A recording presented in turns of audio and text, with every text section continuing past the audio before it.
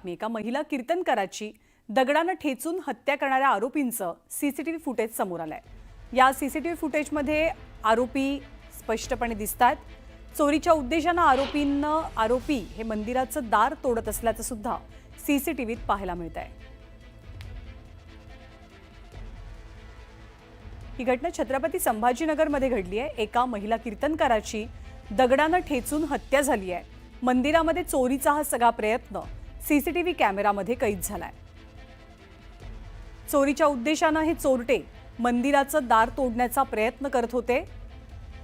त्यांचं हे सगळं कृत्य सीसीटीव्हीत कैद झाल्याचं स्पष्टपणे दिसून येतंय।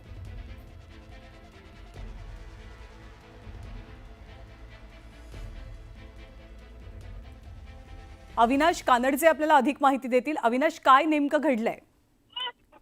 नक्कीच आपण जर बघितलं तर 2 दिवसाच्या अगोदर आश्रमात घुसून या महिला कीर्तनकाराचा दगडाने ठेचून खून करण्यात आला होता। तेव्हापासून पोलीस वेगवेगळ्या अँगलने या संपूर्ण घटनेचा तपास करत होते। मात्र पोलिसांच्या हाती आता सबळ हा पुरावा लागलेला आहे।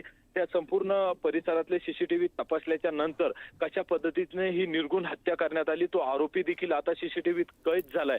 त्यामुळे आता फक्त त्या संपूर्ण घटनेमध्ये या आरोपीने एका महिला कीर्तनकाराची हत्या का केली असावी, कारण वयोवृद्ध अशा त्या महिला कीर्तनकार होत्या।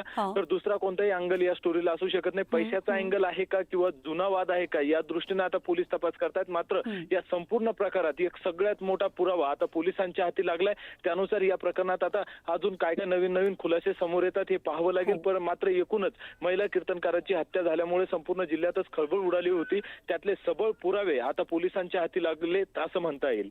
धन्यवाद अविनाश या सगळ्या माहितीबद्दल।